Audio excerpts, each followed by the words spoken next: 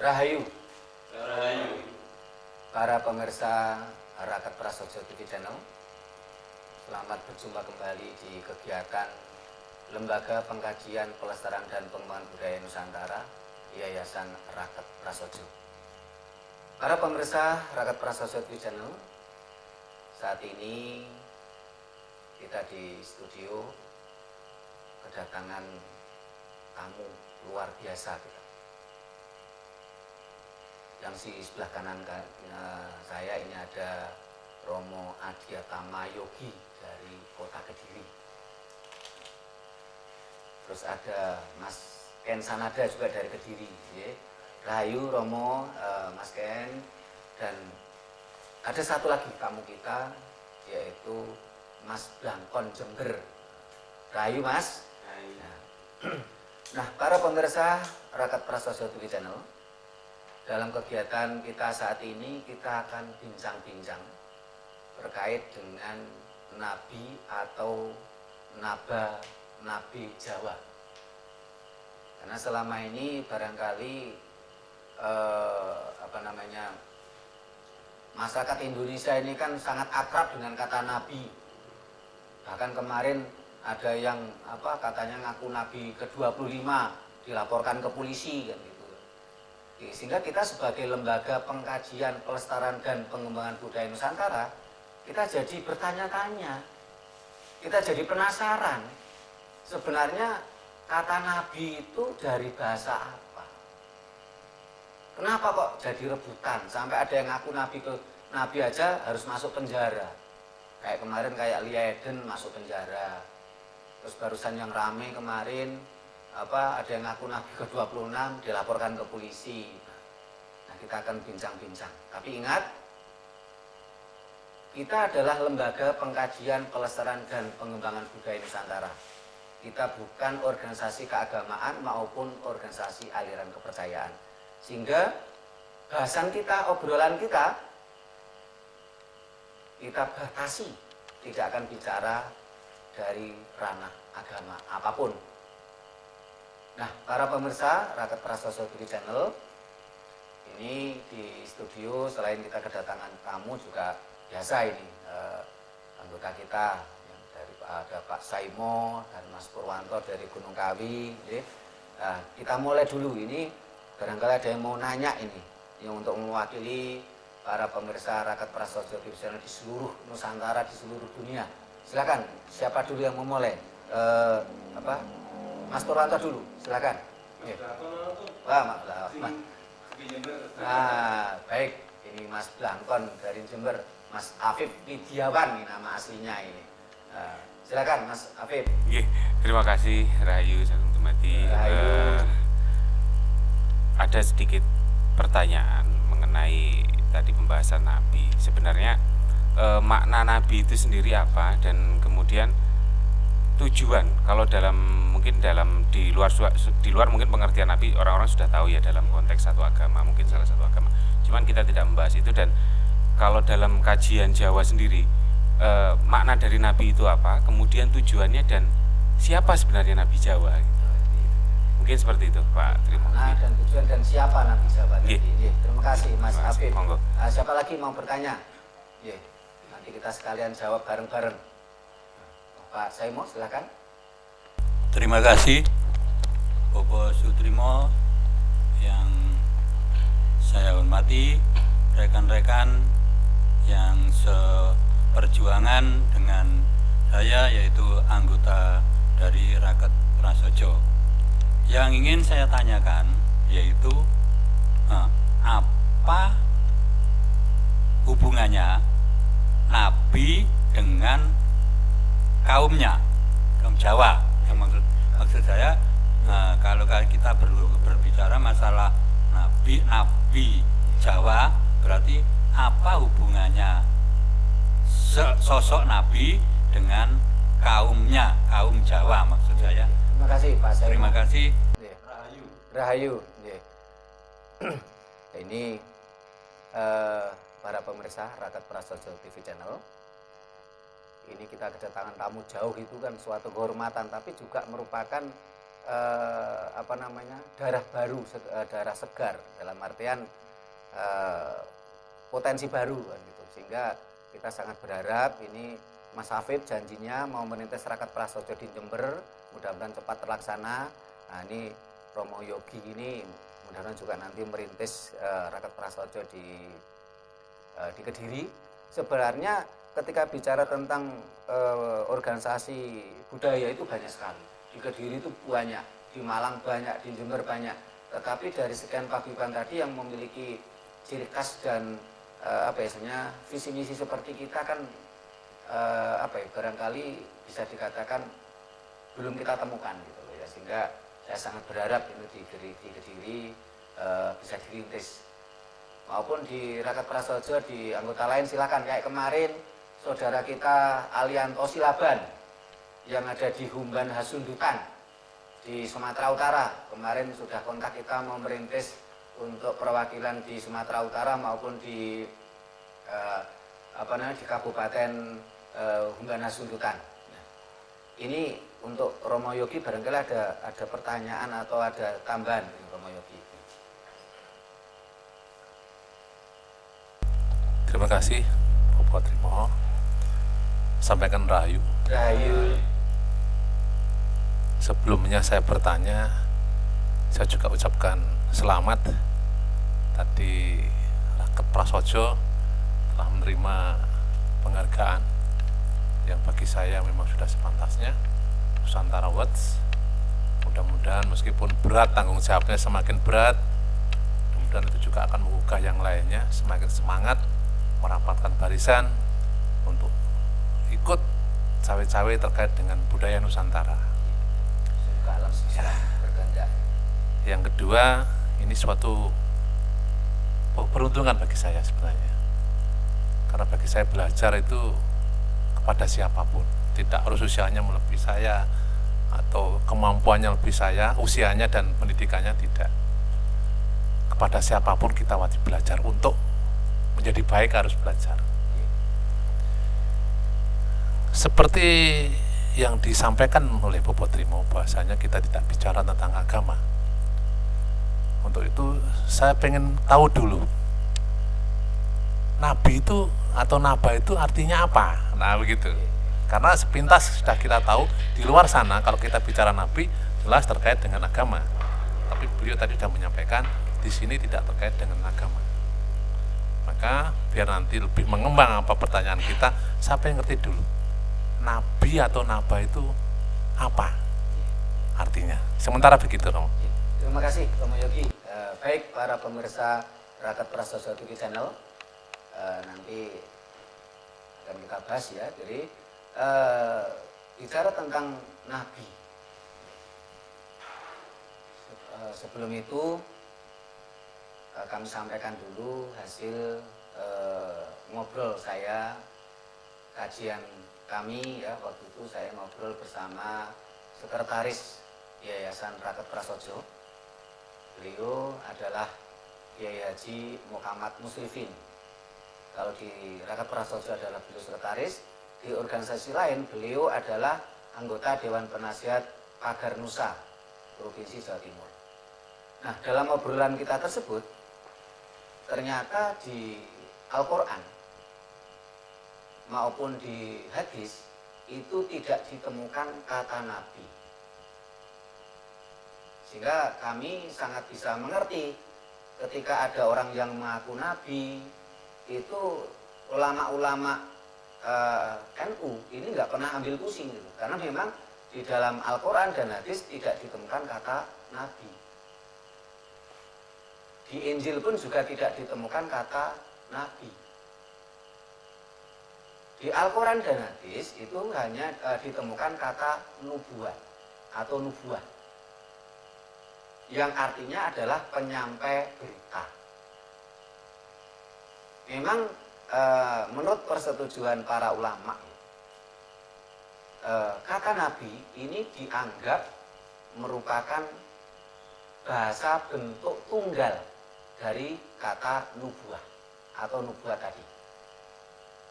Ini menurut persetujuan para ulama. Tetapi di Al-Quran dan hadis maupun di Injil tidak ditemukan kata nabi. Yang ditemukan hanya kata nubuah ataupun nubuat, yang artinya penyampai berita.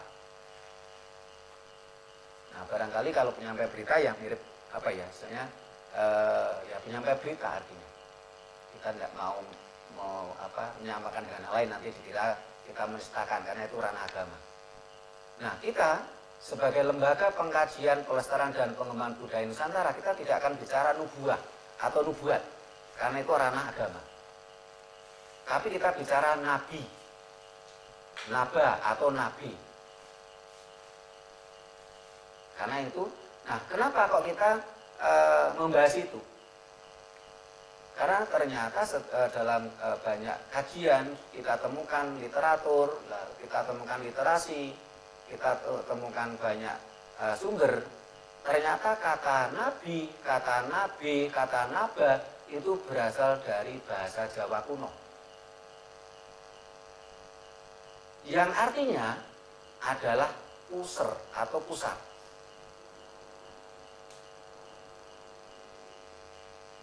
Atau ada juga kata nabi, ini dimaknai adalah sang pembimbing. Sehingga umpamanya seorang guru muda itu dinabikan oleh guru seniornya, dibimbing maksudnya.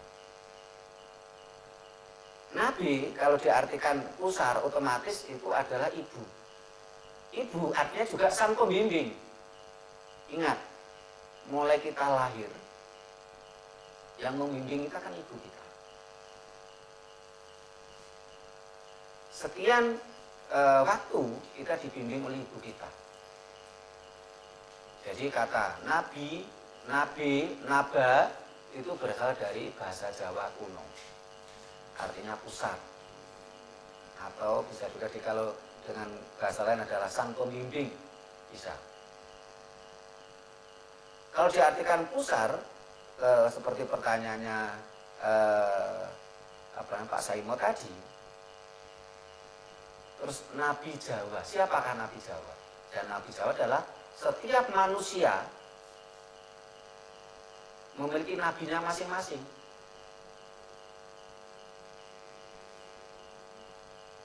Siapa nabi kita? Ya ibu yang melahirkan kita.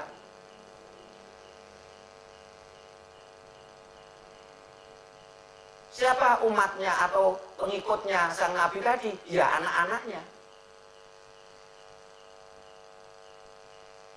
Jadi sebagai contoh, saya ini kan berlima bersaudara. Ya kami berlima, nabi saya ya ibu saya.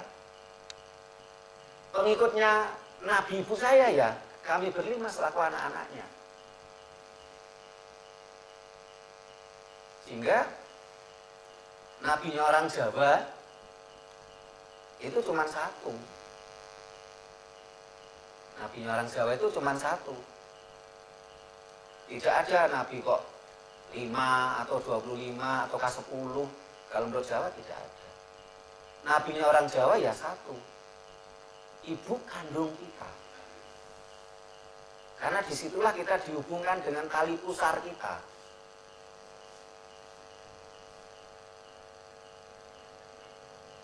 Sehingga kemarin kalau ada yang ngaku Nabi ke-26, ya itu barangkali hanya lelucon aja. Saya nggak mau membahas itu, karena itu bukan ranah kita. Tapi kalau di dalam ranah Jawa, ranah budaya Jawa, nabinya orang Jawa ya cuma satu. Kan tidak mungkin kita dilahirkan oleh dua nabi. Jangankan kok katanya 25 atau 5 atau 10. Tidak mungkin kita dilahirkan dari 2 nabi. Jangankan 5, 2 aja nggak mungkin gitu. Jadi nabi yang ditanyakan oleh Romo Yogi tadi, nabi atau naba itu dari bahasa Jawa kuno. Nah, kalau Pak Saimo, siapakah nabi Jawa? Siapa kaumnya atau pengikutnya? Ya nabi Jawa adalah ibu kandung kita. Siapa pengikutnya? Ya anak-anaknya. Kalau ibu kita anaknya 10, ya pengikutnya 10. Berapa Nabi Jawa? 1. Ibu yang melahirkan kita, sehingga tidak mungkin kita ini memiliki 2 nabi, itu tidak mungkin. Walaupun taruhlah, mohon maaf, mamanya bapak kita itu menikah 3 kali gitu, ya tetap nabinya cuma 1. Walaupun ada punya ibu tiri 3 atau 5, ya tetap kan nabinya cuma 1 kan, itu bukan ibu kandungnya. Jadi tidak mungkin kita ini lahir dari lebih dari 1 ibu, 1 wanita. Nah, apa tujuannya? Nabi Jawa itu tujuannya apa? Tentunya Nabi Jawa itu memiliki tujuan bagaimana orang Jawa ini harus menjaga hidup. Yang dimaksud menjaga hidup itu bagaimana? Jadi setiap manusia lahir ini kan diberi tugas sebenarnya oleh Tuhan. Tugasnya apa? Tugasnya adalah menjaga hidup. Bagaimana dalam artian menjaga hidup tadi? Kita harus memiliki keturunan supaya hidup itu terjaga. Nah, di dalam konsep Jawa, proses penciptaan, karena mohon maaf, kalau yang namanya firman Tuhan itu tentunya tidak multitafsir sebenarnya. Kalau multitafsir malah harus kita pertanyakan, benarkah itu firman Tuhan? Oh, sesuatu ini kalau yang menafsirkan itu anak kecil akan berbeda dengan yang menafsirkan itu kakek-kakek gitu. Oh, sesuatu ini kalau yang menafsirkan cuma lulusan SD akan berbeda dengan yang menafsirkan seorang profesor. Kalau menurut saya ini perlu kita pertanyakan kalau itu firman Tuhan.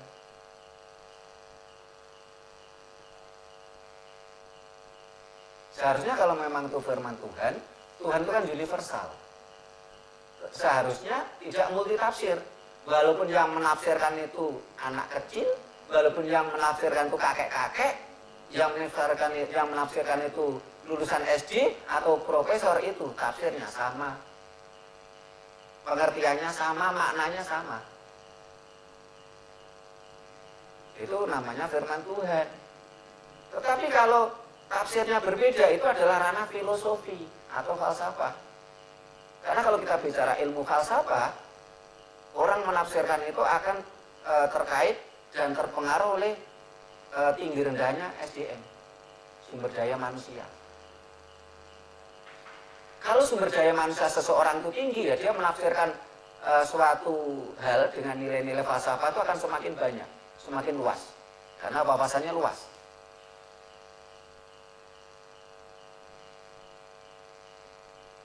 Itu kalau dalam ranah falsafah atau filosofi.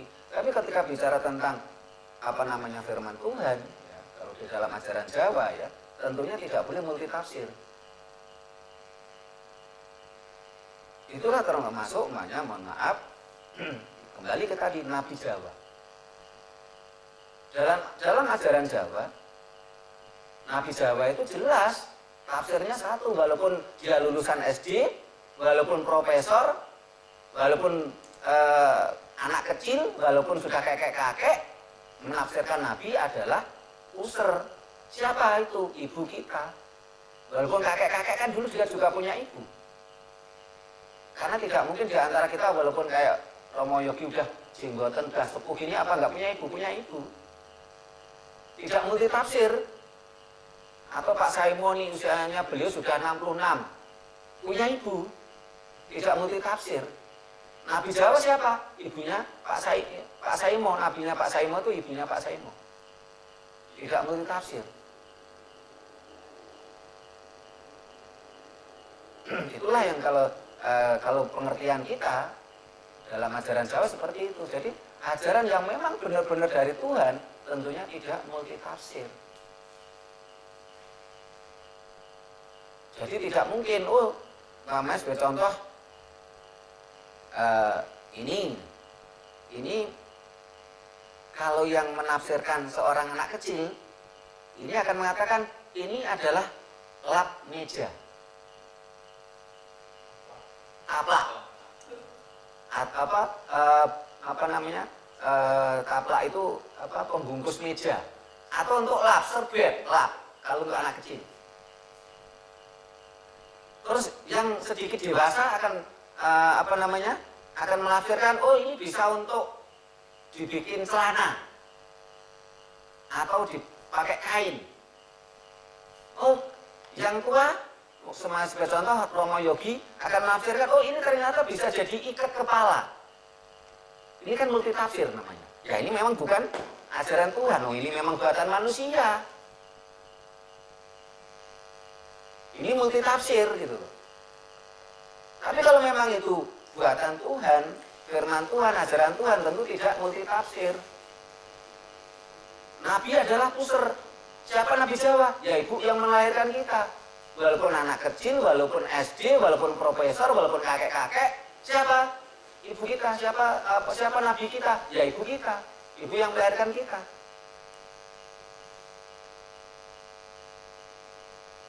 Nah begitulah dalam proses penciptaan dalam ajaran Jawa.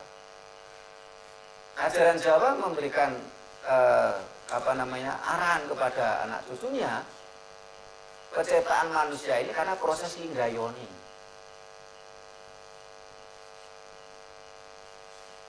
Jelas linggayoni penyatuan antara lanangan dan pawadonan. Manusia jelas lanangan bapak kita sama pawadonan ibu kita.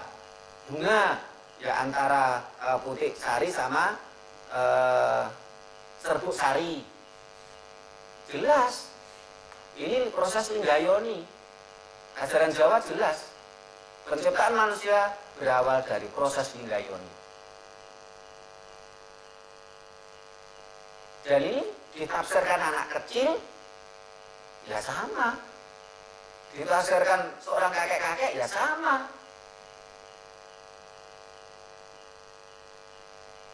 Inilah Nabi Jawa. Dari Nabi Jawa itu adalah ibu kita, ibu yang melahirkan kita. Karena Naba artinya adalah puser atau pembimbing. Apakah benar kata Naba itu bahasa Jawa? Para pemirsa bisa cari itu di Bau Sastro Jawa.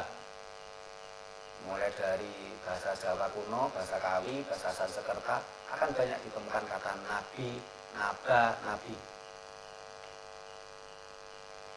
Atau barangkali yang para pemirsa Raket Prasojo TV channel itu yang sering senang mendengarkan cerita wayang, itu ada kata Patmonobo, Patmanaba. Bahkan di dalam kasanah nabati atau flora di Jawa ini ada tanaman namanya bunga naba. Nah ini kemarin kita ketemu bunga naba di pesarannya Sultan Hadiwijoyo di Butuh Sragen. Nah, nanti biar sama kameramen Mas Puji ini ditampilkan itu tanaman naba, nabi. Jadi memang kata naba itu memang kosakata asli bahasa Jawa. Gitu.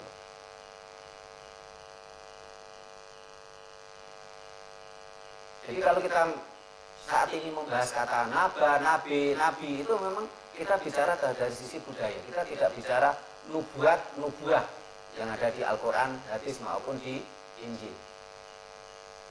Kita tidak di ranah bicara itu karena kita sudah jelas kita adalah lembaga pengkajian, pelestarian dan pengembangan budaya Nusantara. Kita tidak organisasi keagamaan maupun organisasi aliran kepercayaan. Nah, Patmanaba. Nah, ini sebelum saya menjelaskan ini biar kelihatan interaktif. Apa ada yang bisa menjelaskan siapakah Patmanaba ini? Resi Patmanaba. Ada yang tahu? Pak Yogi. Nah, Mas Ken. Pak Saimo. Nah, ini barangkali para pemirsa ada yang tahu ini. Jadi Resi Patmanaba. Resi Padmanaba atau Resi Padmanaba adalah gurunya Sang Wisnu. Gurunya Narayana. Jadi Resi Padmanaba ini punya murid itu 3, yaitu Kakrasana, ya, Kokrosono, terus Noroyono atau Narayana, sama Udawa atau Udowo. Tetapi waktu itu setiap memberikan wejangan ini Udawa itu selalu disuruh di luar.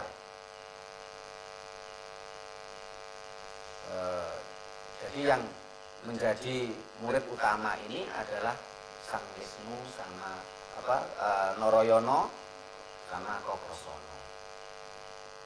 Padmanaba. Kakak beradik. Nah, dalam konteks ini bagaimana pengertian yang lebih detail, ya? Padmanaba. Padma dari kata sedulur papat, ya. Sedulur papat 5 pancer. Nah, sehingga Padmanaba, naba itu tetap artinya pusar. Padmanaba, Padma itu sedulur papat 5 pancer. Kokrosono ini adalah merupakan gambaran dari darah merah. Sehingga Kokrosono itu dalam pewayangan digambarkan itu kan orangnya mudah marah. Karena memang digambarkan darah merah. Mudah marah. Tetapi sehebat-hebatnya marahnya si Kokrosono tadi, sehingga bahkan di pewayangan itu kan wajahnya Kokrosono itu kan merah. Setelah dewasa, setelah beliaunya meguru ke Padmanaba, Kokrosono ini menjadi seorang resi, menjadi seorang wasu, yaitu Wasu Jolodoro. Nah, setelah dewasa menjadi raja bernama Prabu Baladewa. Nah, adiknya ini adalah Wisnu atau Noroyono. Noroyono ini kebijaksanaan. Ini adalah gambaran apa? Setiap manusia ketika menerima bimbingan dari ibunya, dari saudara-saudaranya, sedulur papat 5 pancer tadi, ini akan terjadilah pergulatan antara keinginan yang reaktif dengan kebijaksanaan. Karena yang dimaksud dengan sedulur papat itu, Padma tadi, ini kan gambaran nafsu manusia.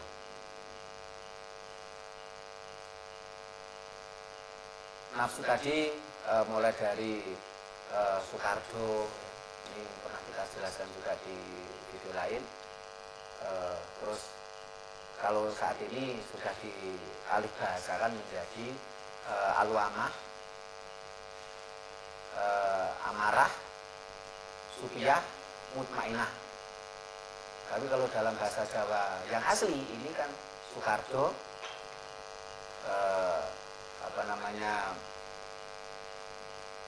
Soekardo sama yang Impuno. Ini para pemirsa, saya pancing di situ kalau kurang jelas bisa buka YouTube kita di surga milik orang Jawa, bukan milik orang Arab. Di situ kita jelaskan bagaimana Sang Gunawan Bisono ini ketika dia mau masuk surga tidak bisa sebelum dia menyempurnakan 4 nafsunya tadi, mulai Soekardo sampai Impuno. Nah, kalau dalam bahasa sekarang yaitu tadi al-wamah, amarah, sufiyah, mutmainah. Nah, bagi orang yang, mohon maaf pengertiannya belum terlalu dalam, mereka menganggap alwamah, amarah ini nafsu negatif katanya. Terus sufiyah sama mutmainah ini katanya nafsu baik. Nah, para pemirsa saya ajak untuk berpikir lebih cerdas karena kita dalam lembaga kajian. Semua nafsu 4 ini tadi ya baik ya buruk, ya positif ya negatif. Contoh umpamanya alwamah, nafsu yang membuat kita doyan makan. Apakah ini negatif? Enggak juga. Kita semua kalau nggak doyan makan malah kita nggak bisa berkembang.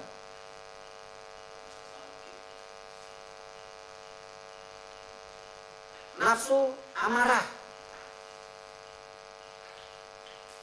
apakah ini negatif? Enggak juga. Nafsu amarah itu berbeda dengan nafsu marah. Maksudnya amarah itu adalah sebuah keinginan untuk maju.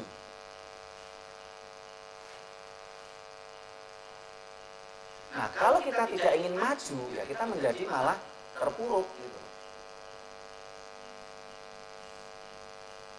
Nafsu sufiyah, nafsu yang kita suka lawan jenis, suka keindahan. Apakah ini nafsu baik? Ya belum tentu.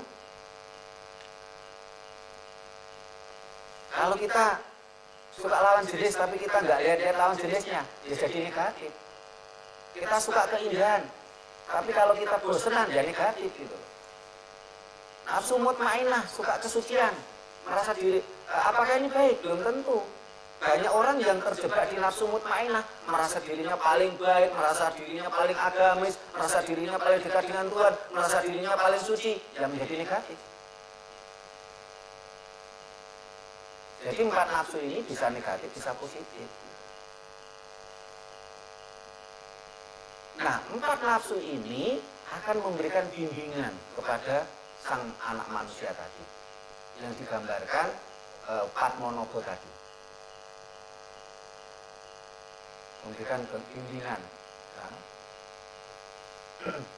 Nah, ketika sang anak manusia tadi setelah diberi bimbingan oleh mulai dari bimbingan hati nuraninya, sang pusernya, sang jiwanya, pancernya, kan sedulur papat 5 pancer. Ataukah diberi bimbingan oleh puser atau ibunya? Akhirnya setelah itu kan ketika menghadapi permasalahan kan ada 2 kekuatan. Kekuatan yang disimbolkan oleh Kakrasana yang berkarakter inginnya itu cepat. Kakrasana itu kan gambarannya dia mudah marah, reaktif lah. Karena marahnya Kakrasana itu sebenarnya bukan marah negatif, tapi reaktif. Ada apa-apa langsung reaktif.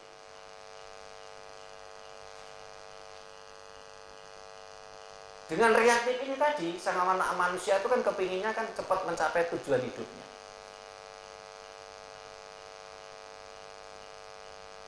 Nah, sikap yang selalu terburu-buru, cepat ingin selesai pekerjaannya, ini yang bisa mengendalikan adalah sang Wisnu atau sang Narayana tadi dengan kebijaksanaan supaya menghasilkan sesuatu yang baik.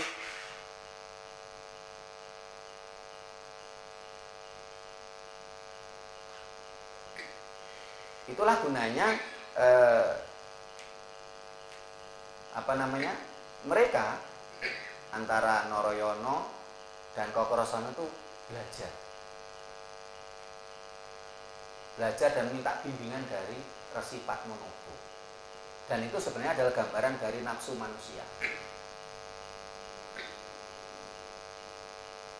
Sehingga akan memunculkan sebuah sikap, sebuah gerakan yang bijaksana. Saya yakin para pemirsa Raket Prasojo TV channel maupun yang ada di studio saat ini, setiap ada permasalahan itu pasti kadang-kadang yang munculkan Kakrasana kita. Kita ada masalah, maunya cepat-cepat kita selesaikan. Nah, kalau Narayana kita lemah, ya kadang-kadang kita malah menyesal di belakang hari. Oh, ternyata tadi salah. Nah, seharusnya ada penyeimbang sang Narayana tadi. Karena antara Kokrosono dan Noroyono ini sama-sama belajar ke Resi Padmanaba.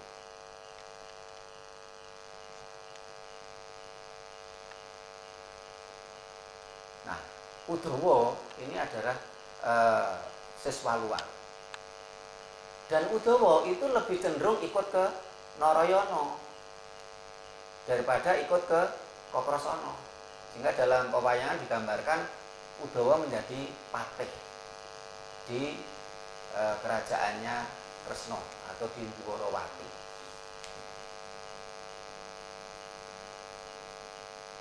Dwarawati atau Dwarawati. Ini adalah simbol. Ketika kebijaksanaan itu yang lebih dominan,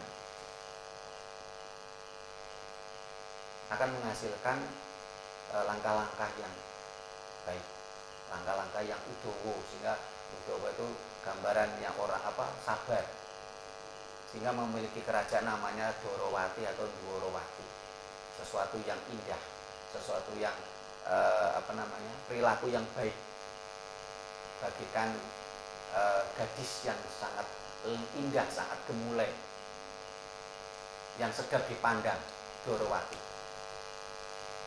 Tetapi kalau sang anak manusia tadi lebih cenderung ke Kokrosono, akhirnya ke Mandura. Patihnya siapa? Pragulo.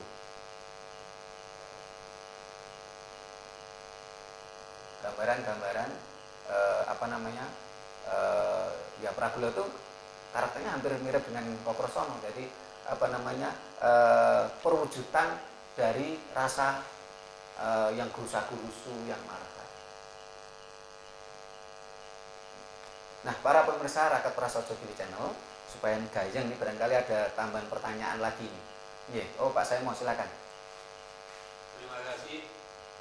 Kembali pada pokok bahasan tadi, darah Nabi Jawa. Yeah. Terus di situ diterangkan adalah masalah pusat, ibu. Yeah. Terus saya pernah mendengar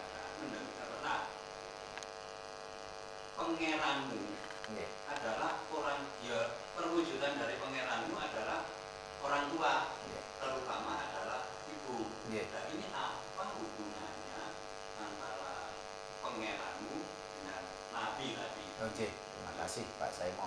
Ada pertanyaan lagi, Mas Pur? Bun, ada tambahan lagi? Oh, ini Mas Afif. Silakan dari Mas Blangkon Jember, anak muda. Sederhana mungkin pertanyaannya, kalau ibu kita sebagai nabi kita, lantas bapak sebagai apa dalam bahasa Terima kasih Mas Afif. Mas Ken, silakan.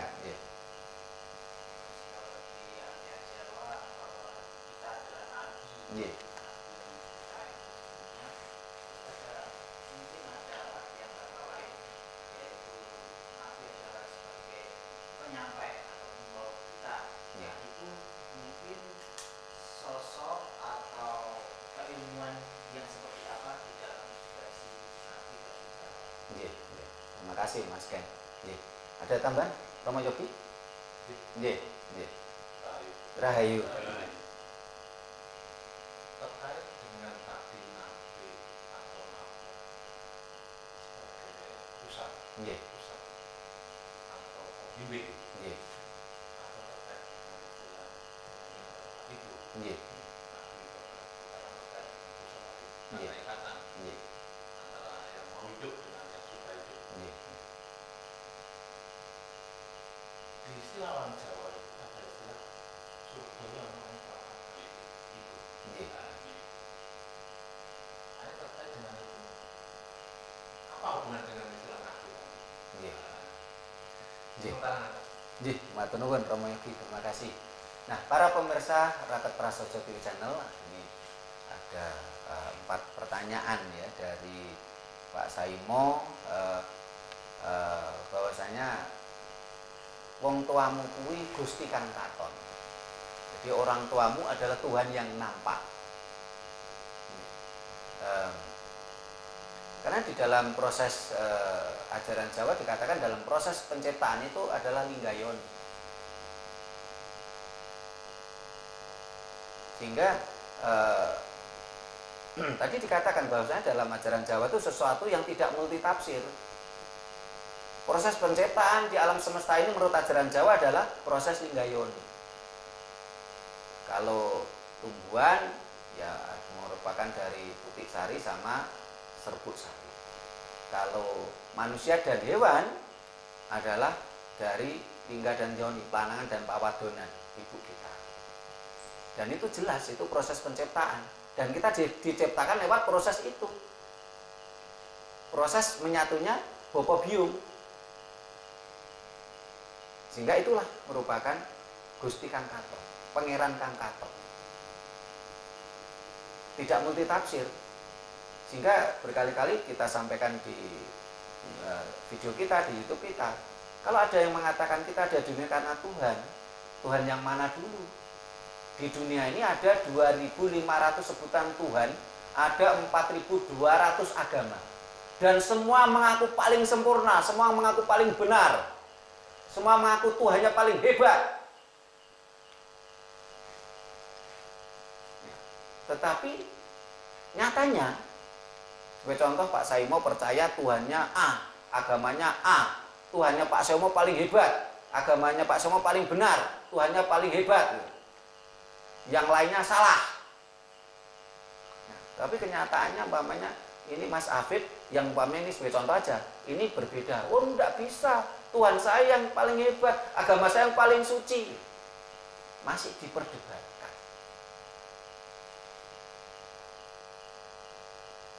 Nyatanya Mas Afid yang tidak percaya dengan agamanya Pak Saimo ya tetap hidup, malah punya mobil, malah ekonominya hebat.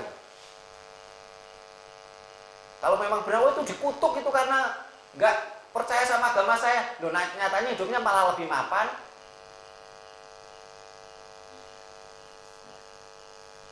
Dan semua agama mengklaim paling sempurna, paling suci, agama Tuhannya paling hebat. Tapi kan masih klaim sepihak. Tapi kalau dikatakan oleh ajaran Jawa dikatakan kita ada di dunia karena proses linggayoni, Bapa Biung, Pak Saimo, Mas Afif dan Romo Yoginu berbeda agama, pasti mengakui, nggak bisa membantah. Termasuk para pemirsa Raket Prasojo TV Channel, apa bisa membantah kalau Anda lahir di dunia ini karena orang tua Anda, Bapak Ibu Anda, nggak bisa membantah. Walaupun kita berbeda KTP kita di agama, berbeda agama di KTP kita gitu. Bahkan di luar negeri sana banyak orang ateis yang tidak percaya pada Tuhan. Ya mereka tetap akan mengiyakan ketika saya katakan Anda di dunia ini karena Bapak Ibu Anda. Ajaran Tuhan tidak multitafsir. Ajaran kebenaran sejati tidak multitafsir. Itulah orang tua kita Gusti Kang Katon, Tuhan yang nampak kan gitu Pak Saimo. Ya, terima kasih Pak Saimo sama-sama. Nah, terus pertanyaannya Mas Afif tadi gimana pertanyaan Mas? Sebagai apa? Dalam konsep Jawa itu Nabi kita ya ibu kita, karena Nabi artinya pusar kita gitu. Yang menyatukan janin dengan ibu kita kan di pusar kita. Yang mensuplai makanan ketika kita masih dalam bayi. Sehingga kalau ada sebagian orang Jawa mengatakan, loh kita di surga ya di perut ibu kita, itu kita di surga. Kita makan tinggal makan kan lewat pusar. Semua kebutuhan kita tercukupi lewat pusar kita. Kita di surga ya di perut ibu kita ketika masih bayi tadi. Nah kalau pertanyaannya, Nabi adalah pusar, nabinya orang Jawa adalah ibu kita. Nabinya orang Jawa ya cuma satu, ibu yang melahirkan kita. Tapi kalau umatnya, pengikutnya banyak, tergantung ibu kita punya anak berapa gitu. Nah, bapak kita sebagai apa? Di dalam ajaran Jawa, bapak adalah sang pemberi wiji, sang pembawa wiji, sang pembawa bibit. yang merupakan utusan Tuhan.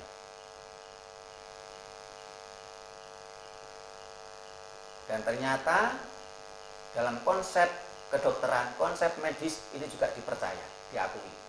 Kalau laki-laki, sperma bapak adalah merupakan sang pembawa bibit yang menurunkan kromosom, yang membuahi.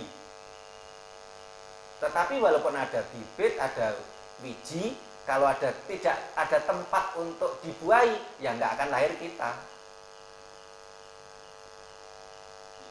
Sehingga jangan sampai kita muncul arogan, loh saya kan laki-laki, terus kita menghina perempuan, nggak boleh. Itu konsep Jawa.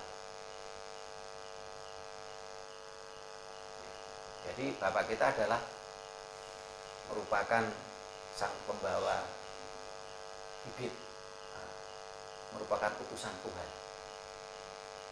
Sehingga kalau umpamanya kita punya anak perempuan, itu nanti secara gen DNA itu bukan keturunan kita. Kalau kita punya anak perempuan, jadi merupakan garisnya adalah anak dari menantu kita yang laki-laki. Ini dalam konsep Jawa seperti itu, dan ternyata juga diakui oleh dunia medis. Kalau begitu kita punya anak laki-laki semua, nggak bisa. Nanti kalau semuanya laki-laki, nggak ada tempat yang dibuahi, bagaimana kita harus menjaga hidup? Karena tugas kita kan menjaga hidup, supaya hidup ini terus berlangsung. Nah ini kalau dari pertanyaannya Mas Ken, tadi gimana Mas Ken pertanyaannya?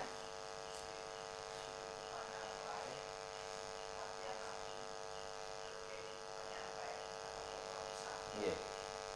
Oh, terima kasih Mas Ken. Kalau Nabi sebagai pembawa pesan, pembawa berita itu bukan ranah kita. Itu adalah pengertian di dalam agama. Jadi di dalam Islam itu ada kata nubuah. Di dalam Kristen ada kata nubuat. Nubuat itu artinya pembawa berita. Nah kita tidak membahas itu. Nanti kita salah nanti kalau kita membahas itu. Yang jelas ketika kita coba telaah itu di dalam Al-Quran, hadis maupun di Injil tidak ditemukan kata Nabi. Ditemukannya kata nubuah atau nubuat. Nabi memang bahasa Jawa. Sehingga sebenarnya kalau kita paham ini, rasanya juga lucu juga ketika pengadilan, dok yang mengaku Nabi dihukum. Loh, Liaidin itu kan perempuan, kalau dia ngaku Nabi untuk anaknya kan siapa salah? Liaidin kan dia Nabi untuk anaknya gitu loh. Memang Nabi itu dari kosakatanya dari bahasa Jawa. Semua wanita-wanita Jawa itu berhak mengaku Nabi. Nabinya siapa? Nabinya anak-anaknya.